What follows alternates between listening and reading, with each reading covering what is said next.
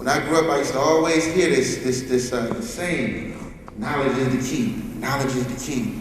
If you can just go to school and complete school, you're gonna be all right. And I can always remember hearing those things on TV and public broadcasting systems, but I never had that type of advisory in my community where I grew up. I spent 15 years in prison. I served 10 years in solitary confinement, and I went in at the age of 15 to an adult prison. Now, when we talk about the school-to-prison pipeline, I think I know a little bit about that, right? One of the things that I can remember in my experiences in coming up in school, in middle school, I went to Parkland Middle School there in Milwaukee, Wisconsin. And I can remember them setting up metal detectors in my school. I can remember the police coming and responding to fights and disturbances amongst our kids in middle school, preparing them for something much worse.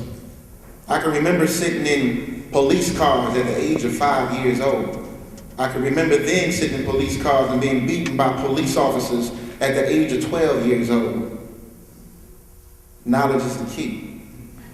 I can remember all of my teachers looking opposite of what I looked like. I can remember the impact that had on my mind, that had on my self-esteem. When I looked at my own people, I did not see leaders. I did not see educators. I did not see doctors, lawyers. I did not see those things. What I saw when I looked at my people, I saw damage, I saw distress, I saw violence, I saw dissension. These are the things that I saw growing up. Now I said, I apologize in advance, but I'm not here to sugarcoat the truth. We talk about how far we've come in diversity, how far we've come because of the integration periods in the school systems. But I'm here to tell you today that we are sitting on the brink of a national breakdown, and our school-to-prison pipeline is steady growing stronger and stronger as we stand today. And as I stand before you today, Wisconsin has the largest prison population per capita of black males. And when we talk about this is not something that should be taken lightly, because I can remember a long time ago in community where the black men were the very crust and the very center of our communities. Now I grew up in a hood, and I'm gonna tell you why I grew up in a hood. I grew up in a hood because there was no community. There was no one that knocked on my door and bought me muffins and things of that nature. There was no one looking out for the betterment of my kids. There was no one that I knew down the street or across the street that would tell my son or my daughter that if you don't go to school, you're going to fail in life. No, instead they gave the kids in my neighborhood, including myself, drug sets. They gave me guns. They gave me gangs. They gave me a family outside of my own broken family. My mother was 15 years old when she had me. When she had me, she had 4 other kids right after me. 17, 18, 19, 20. And my father was just as misguided as anybody else in our neighborhoods. He didn't know no better. He was a gang leader in Chicago. And he ran the streets for a long time in Chicago. So naturally, I was set up to be immersed into that same kind of an infestation. We navigated from Chicago to Milwaukee.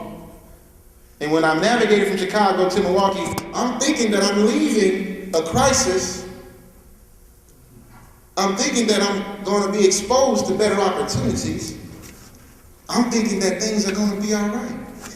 I don't have to worry about shootings. I don't have to worry about my life when I walk to school in the morning.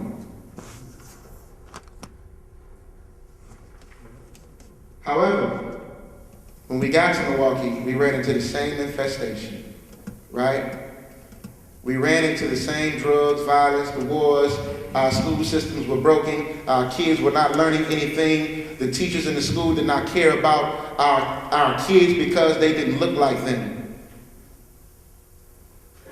And one of the things that led me to dropping out of school was the very fact, one, that there was no community. Two, they couldn't keep my attention because the streets had something better to offer me in my mind back then. But I learned throughout my incarceration that education could be the key.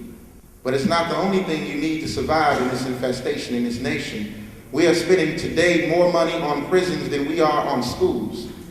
We are today spending more money on prisons than we are on schools. We are multiplying our average third grade kids' test scores to determine how many prison cells we are going to need in the future. I don't know about you, but that is a problem. And that's a problem that we need to fix. That's a problem that we need to all stand against. We should not be investing in prisons. We should not be pumping equity into a beast system that is consuming our people. We are not in a position today to say that we are progressive. We are in a position today to look at the facts, look at what we are up against, and address it accordingly. Thank you, and God bless.